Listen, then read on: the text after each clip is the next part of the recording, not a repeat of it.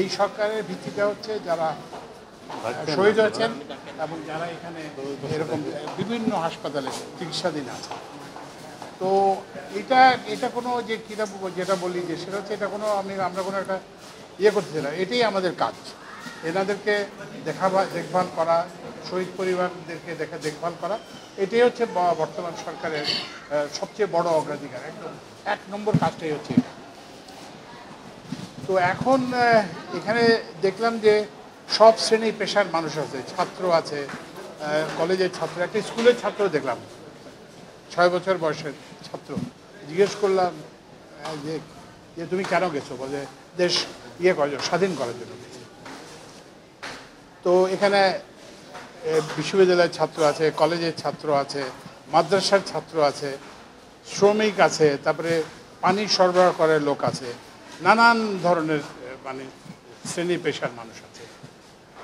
তো যেটা এবং এদের বেশিরভাগই কিন্তু বুলেট ইঞ্জুরি, মানে না আর কি, যে আগে আমরা যখন ছাত্র ছিলাম তখন আমরা দেখতাম যে পুলিশের আন্দোলন করলে পুলিশ লাঠিপেটা করতো।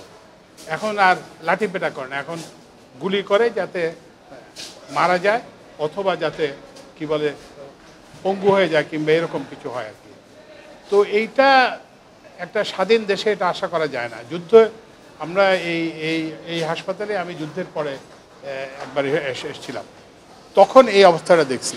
তো তখন তো একটা অ্যাটলিস্ট আমাদের একটা ছিল যে এইটা তো একটা বিদেশি পাকিস্তানি হানাদার বাহিনী আমাদের লোক যে আক্রমণ করছে, আমাদের এদেরকে আহত করছে। তো এখন তো সেই সান্ত্বনার জায়গাটুকুও নাই যে আমরা যে এখন যারা করছে তারা তো আমাদের দেশেরই মানুষ।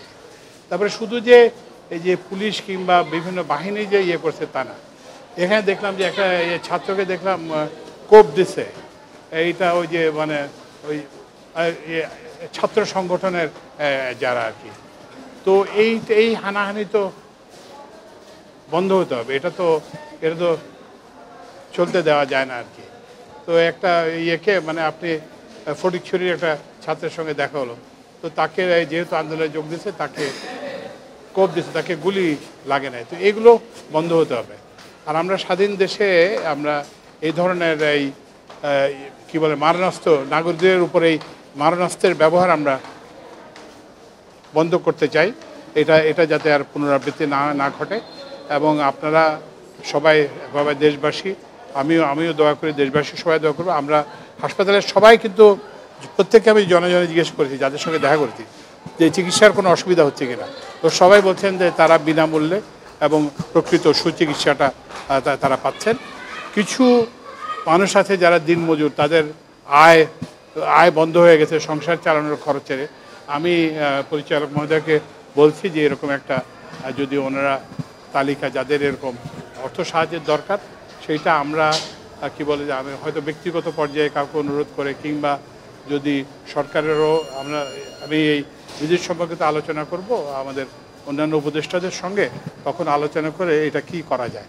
আরেকটা আসছে যে ওই না সারা দেশে, এই যখন আমি এটা বলতেছি এটা কিন্তু সারা দেশের জন্য, কারণ এখানেও কিন্তু সাতক্ষীরা থেকে রোগী আসছে, বিভিন্ন জায়গা থেকে রোগী আসছে, চট্টগ্রাম থেকে রোগী আসছে। তো এইটা কারণ আপনাকে বলছি যে এইটাই কিন্তু আমাদের প্রথম কাজ, অন্য সব কাজ বা সব কাজের আগে এইটাই প্রথম।